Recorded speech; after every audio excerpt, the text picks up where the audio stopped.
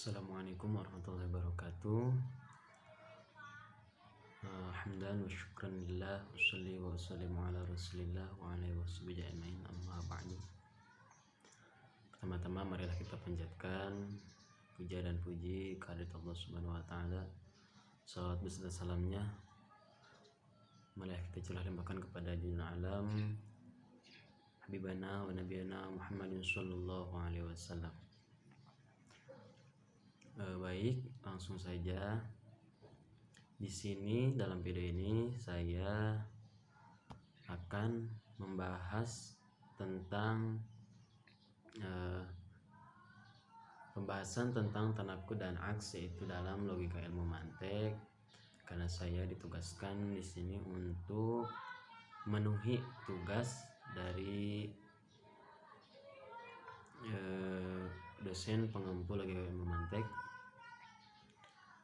Mudah-mudahan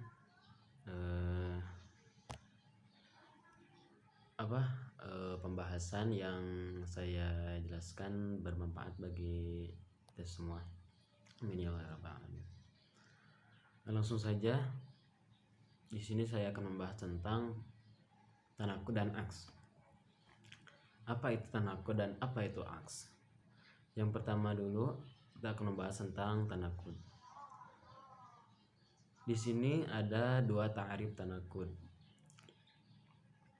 Ada dua pengertian.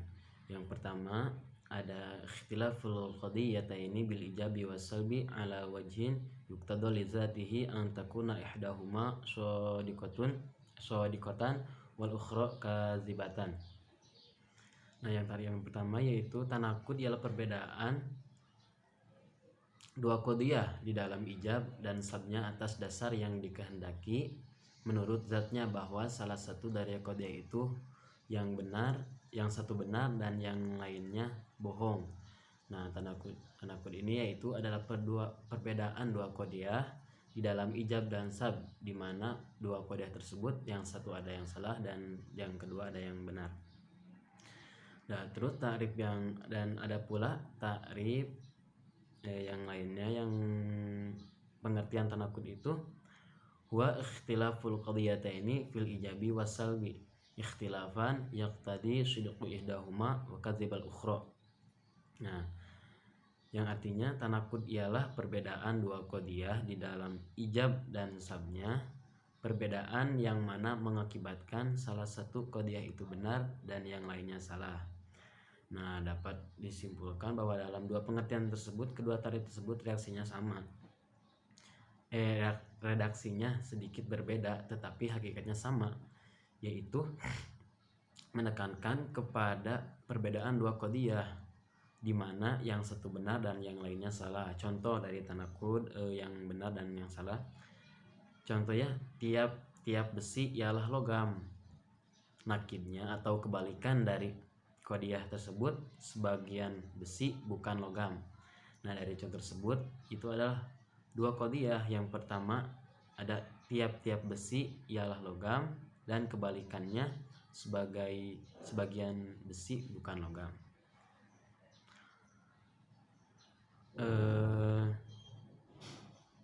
Terus adapun syarat-syarat untuk menetapkan adanya tanakud yaitu ada 8.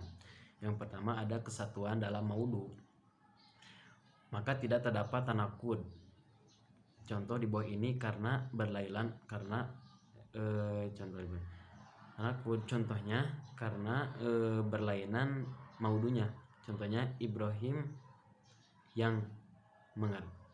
adalah orang yang mengerti dan Muhammad bukan orang yang mengerti. Nah, yang kedua ada kesatuan dalam mahmul, maka tidak terdapat tanakud. Contohnya karena berbeda mahmulnya. Contohnya seperti Mahmud orang yang sungguh-sungguh dan Mahmud tidaklah gaib. Yang ketiga ada kesatuan dalam zaman atau waktu, maka tidak terdapat tanakud karena karena berbeda waktunya. Contohnya, Hasan bepergian hari ini dan Hasan tidak bepergian kemarin, bukan hari ini, karena Hasan hari ini bepergian. Yang keempat ada kesatuan dalam tempat. Ada kesatuan dalam tempat ini maka tidak terdapat tanakud atau kebalikan, karena berbeda tempatnya. Contohnya, Usman duduk di rumah, duduk di rumah, dan Usman tidak duduk di mana? Di pasar, karena Usman duduk di rumah. Yang kelima ada kesatuan dalam kuah dan fiil, maka tidak ada tanakud karena berlainan dalam kuah dan fiilnya. Nah, jadi kesatuan dalam kuah dan fiilnya tidak ada tanakud karena berlainan dalam kuah dan fiilnya. Contohnya seperti anggur ialah cuka. Pada prinsipnya biasanya cuka biasanya anggur yang difermentasi menjadi cuka. Yang kedua ada anggur bukan cuka. Di dalam kenyataannya ya memang kalau tidak difermentasi anggur itu bukanlah cuka. Yang keenam ada kesatuan dalam juz'i dan kulli, maka tidak ada tanakud karena berlainan dalam juz'i dan kullinya. Contohnya seperti orang Indonesia coklat kulitnya sebagian, dan orang Indonesia tidak coklat kulitnya semuanya. Yang ketujuh ada kesatuan dalam syarat, yaitu kesatuan dalam syarat maka tidak terdapat tanakud karena berlainan dalam syaratnya. Contoh seperti Lutfi akan lulus dalam ujian. Akan lulus ujian dengan apa? Ada syaratnya, yaitu harus jika sungguh-sungguh. Jika sungguh-sungguh maka Lutfi akan lulus dalam ujian. Dan Lutfi tidak akan lulus dalam ujian. Tidak akan lulus dalam ujian. Kenapa tidak akan lulus? Karena jika tidak sungguh-sungguh belajar maka Lutfi tidak akan lulus dalam ujian. Yang kedelapan ada kesatuan dalam idopah, maka tidak terdapat tanakud karena berlainan dalam idopahnya. Contohnya seperti Umar sebagai bapak bagi Qasim, dan Umar tidak sebagai bapak bagi Jalal. Terus Ahmad pandai dalam ilmu tajwid dan Ahmad tidak pandai dalam ilmu mantik. Nah, itu mungkin syarat-syarat untuk menetapkan adanya tanakud. Syarat-syaratnya ada 8, yaitu yang pertama kesatuan dalam maudhu, yang kedua kesatuan dalam mahmul, yang ketiga kesatuan dalam zaman atau waktu, yang keempat kesatuan dalam tempat, yang kelima kesatuan dalam kuah dan fi'il, yang keenam kesatuan dalam juz'i dan kulli, ketujuh kesatuan dalam syarat, dan yang kedelapan kesatuan dalam idopah. Kemudian tadi membahas tentang tanakud dan syarat, dan kemudian ada di sini ada tanakud tanakud itu ada 2, yang ada tanakud qadiyah hamliyah dan ada syarat. Tanakud qadiyah syarat dan syartiyah.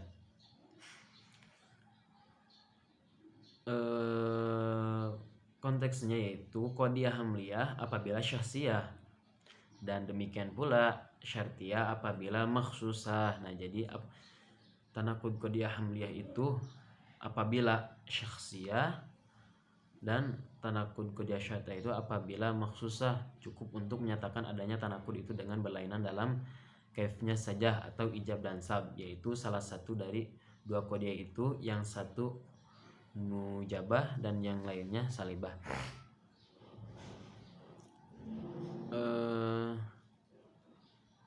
Tanakud mungkin di sini ada langsung tanakud qadiyah hamliyah. Qadiyahnya syakhsiyah mujabah, contoh mahasiswa itu rajin, dan akhirnya atau kebalikannya syakhsiyah, itu kebalikannya syakhsiyah salibah, contohnya mahasiswa itu tidak rajin. Kemudian kuliah mujabah, semua manusia membutuhkan makan dan minum, contohnya. Terus nakirnya kebalikannya yang disebut juz'iyah salibah. Contohnya sebagian mahasiswa tidak membutuhkan makanan dan minum. Terus qodiyahnya juz'iyah mujabah. Contohnya sebagian buah-buahan ialah pisang, sebagian buah-buahan ada pisang.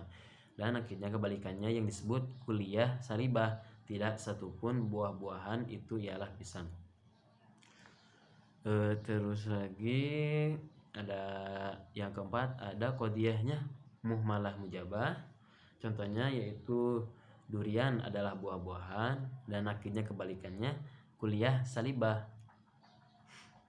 Contohnya tidak ada satupun durian yang termasuk buah-buahan. Ya, jadi kesimpulan tanakut atau kebalikan dari qodiyah hamliyah itu, apabila syakhsiyah mujabah, kebalikannya syakhsiyah salibah. Kulliyah mujabah, kebalikannya juz'iyah salibah. Dan juz'iyah mujabah, kebalikannya kulliyah salibah. Dan muhmalah mujabah, kebalikannya kulliyah salibah. Dan terus ada tanakud qodiyah syartiyah muttasilah. Sama di sini ada 4. Yang pertama, jikalau qodiyahnya makhsusah mujabah, contohnya seperti jika Ahmad bersungguh-sungguh maka ia akan sukses dalam ujian. Dan akhir kebalikannya makhsusah salibah. Contohnya tidaklah jika Ahmad sungguh-sungguh maka ia akan sukses dalam ujian. Yang kedua ada qodiyahnya kulliyah mujabah, maka nakidnya juz'iyah salibah. Terus ada kalau qodiyahnya juz'iyah mujabah, maka kebalikan nakidnya atau kebalikannya kulliyah salibah. Dan ada muhmalah mujabah, kebalikannya kulliyah salibah. Nah, dan tentunya ada tanakud qodiyah syartiyah munfasilah. Yang tadi ada muttasilah, yang kedua ada munfasilah. Sama ada 4. Jikalau qodiyahnya makhsusah mujabah, maka kebalikannya atau disebut nakidnya itu makhsusah salibah. Dan jikalau qodiyahnya kulliyah mujabah, maka nakidnya juz'iyah salibah. Dan yang ketiga ada kalau qodiyahnya mujabah, maka kebalikannya kulliyah salibah. Dan yang terakhir ada kalau qodiyahnya muhmalah mujabah, maka kebalikannya kulliyah salibah. Nah, dan disyaratkan pula tanakud qodiyah syartiyah mutasilah kesatuan dalam kelaziman dan ittifaq atau kebetulan pada kedua qodiyahnya. Demikian pula pada qodiyah syartiyah munfasilah disyaratkan kesatuan dalam i'nad atau penentangan dan ittifaq kebetulan. Nah, terus lagi mungkin langsung saja di sini ada yang kedua. Tadi kan saya telah menjelaskan tentang qodiyah dan aks. Nah, di sini ada yang kedua, yaitu aks, yang disebut aks mustawi.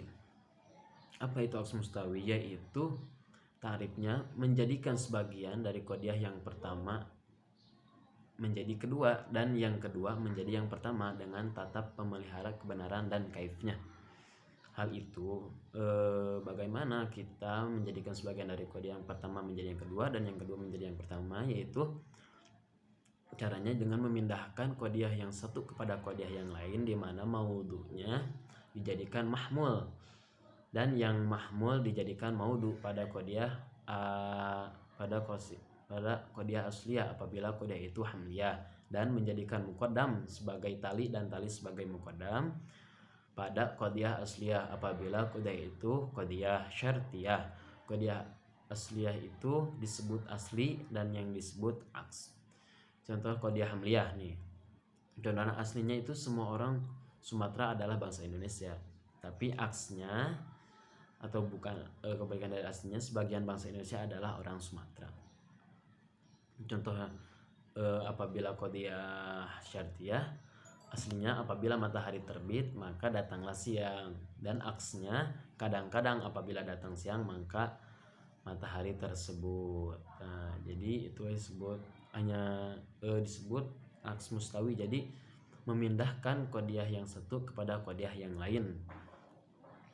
Nah, jadi yang kedua menjadi yang pertama dan yang pertama menjadi yang kedua. Nah, itu yang hanya yang dapat saya sampaikan. Mudah-mudahan ada manfaatnya bagi kita semua. Kemungkinan dari penjelasan saya ada yang belum jelas atau mungkin mungkin ada kesalahan, mohon dimaafkan karena saya juga baru belajar. Hanya itu yang dapat saya sampaikan. Wallahumma fiq ila aqwamit thoriq. Wassalamualaikum warahmatullahi wabarakatuh.